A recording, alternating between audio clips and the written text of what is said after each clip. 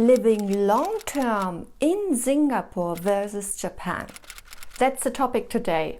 Hello, it's me again, Martina. I lived 9 years in Singapore and 8 years altogether in Japan. So today I will talk about my experience in Singapore and Japan. Put my glasses on. I took some notes. So first of all, Singapore is a small island compared to Japan. To compare Tokyo and Singapore is a good start. In Singapore you have 6 million people and in Japan you have 126 million people. So it's a big difference. The average income in Singapore is 5,783 Singapore dollar. This is about 4,380 US dollar. Whereby the average income in Japan is 4,878 US dollar. So for all you have a ranking, and today I want to talk about my standard. However, I give you just an indicator what the quality of life is by World Population Review. So quality of living is for Japan 17 and for Singapore is 34. I lived in Singapore in HDB, in a condominium and in a house. So I can say from the standard of living, I would say Singapore is very high up. At least on the same level of living as Japan. This is my personal opinion. I want to say something to work. When I worked here, it was always freelance. So English teacher, or now I work with my husband, or it's basically a home-based business, no colleagues, nothing. So I do not know much about it. But what I know from Singapore, it's very competitive.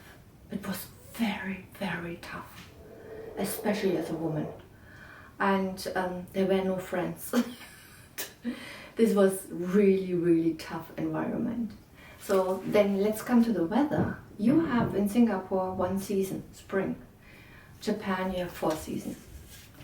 And it's very humid in Singapore. I like the change of the seasons, but to be quite honest, I prefer the weather in Singapore. Japan is on the list of countries by suicide rate on place 30, Singapore 105.